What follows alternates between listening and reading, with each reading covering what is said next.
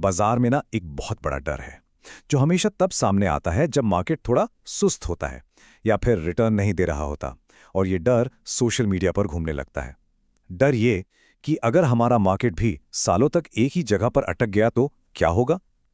तो आज हम इसी सबसे बड़े डर की बात करेंगे और देखेंगे कि इससे बचने का आखिर रास्ता क्या है। अच्छा, ये डर आता कहां से है?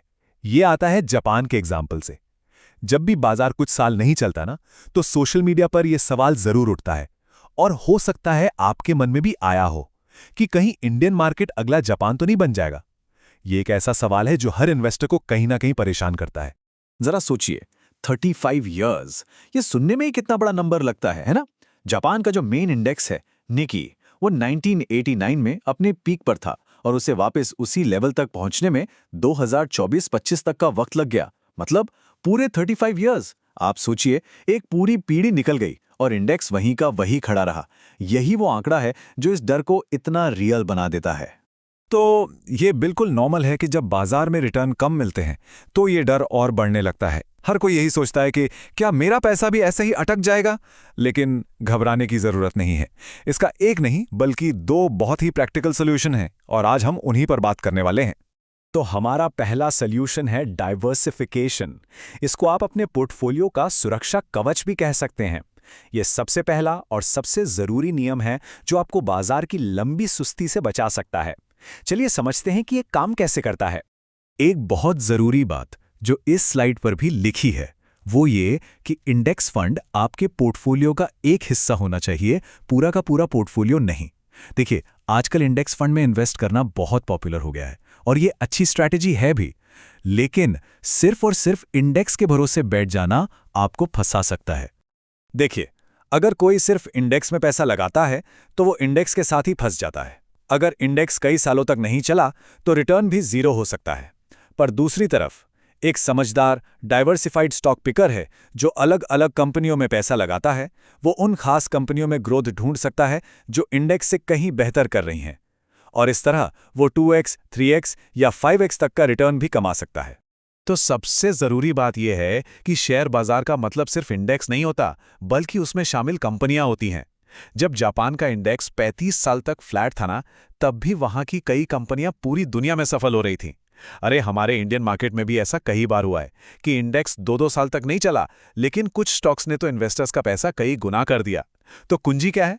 उभरते हुए बिजनेस और सेक्टर्स को पहचानना और बिजनेस की पक्की समझ रखना। और सही स्टॉक चुने कैसे, इसके लिए एक बहुत ही सिंपल सा फॉर्मूला है, B=B, यानी बिजनेस देखकर ही बाय। किसी कंपनी में सिर्फ इसलिए पैसा मत लगाइए कि उसका शेयर भाग रहा है, नहीं। पहले उसके बिजनेस को अच्छे से देखिए, समझिए, एनालाइज कीजिए, और जब भरोसा हो जाए तभी निवेश का फैसला लीजिए। चलिए, अब आते हैं दूसरे और उतने ही जरूरी सॉल्यूशन पर, और वो है एसेट एलोकेशन का जादू। इसका सीधा सा मतलब है कि अपनी सारी पूंजी, सारा पैसा एक ही जगह मत रखिए। जैसा कहा जाता है ना कि अपने सारे अंडे एक ही टोकरी में मत रखो। जैसा आप इस चार्ट में देख सकते हैं, पैसे को सिर्फ इक्विटी में नहीं बल्कि कई अलग अलग एसेट्स में बांटा गया है। कुछ सोना चांदी में, थोड़ा रियल एस्टेट, बॉन्ड्स और थोड़ा कैश के रूप में भी। इस तरह अपनी पूंजी को फैलाने का सबसे बड़ा फायदा यह है कि आपका रिस्क काफी हद तक कम हो जाता है। सबसे बड़ी गलती जो कोई भी इन्वेस्टर करता है वो है अपना 100% पैसा एक ही एसेट क्लास में लगा देना। मान लीजिए सारा पैसा सिर्फ शेयर बाजार में लगा दिया, या फिर सारा पैसा सिर्फ जमीन जायदाद में।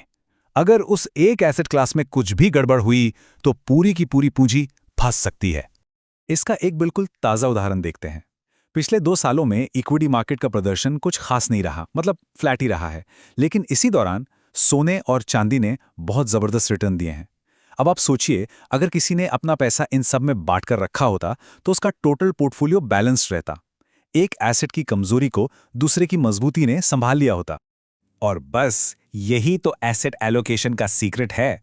सारे एसेट्स कभी भी एक साथ एक ही डायरेक्शन में नहीं चलते। जब आप ये बात समझ जाते हैं तो आपका डर और रिस्क दोनों ही काफी कम हो जाते हैं और इन्वेस्टमेंट का सफर ज्यादा सुकून भरा बन जाता है। तो चलिए अब इन दोनों सॉल्यूशंस को मिलाकर एक आसान सा फियर प्रूफ फॉर्मूला बनाते हैं। ये 2 ऐसे नियम हैं जो आपको बाजार के किसी भी उतार चढ़ाव में हमेशा बचा कर रखेंगे। तो आपका 2 स्टेप प्लान क्या है? बहुत सिंपल। स्टेप 1, इक्विटी के अंदर ही डाइवर्सिफाई करें। मतलब इंडेक्स फंड्स के साथ साथ बीबी फॉर्मूले का इस्तेमाल करके कुछ बेहतरीन स्टॉक्स भी चुनें। और स्टेप 2, अपने पूरे इन्वेस्टमेंट को अलग अलग असेट्स में एलोकेट करें, जैसे इक्विटी, सोना, बॉन्ड्स, रियल एस्टेट और थोड़ा कैश। और आखिर में बस इस एक बात को हमेशा याद रखिए, हमारा लक्ष्य हर तूफान से बचना नहीं है, बल्कि एक ऐसा जहाज बनाना है जो किसी भी मौसम का सामना कर सके। और एक मजबूत, डाइवर्सिफाइड पोर्टफोलियो ही आपका वो जहाज है। बाजार के ऐसे ही डरों से बचने और स्मार्ट तरीके से इन्वेस्ट करने से जुड़ी और भी बातें जानने के लिए हमारे चैनल को फॉलो करना ना भूलें। मिलते हैं अगले विश्लेषण में। धन्यवाद।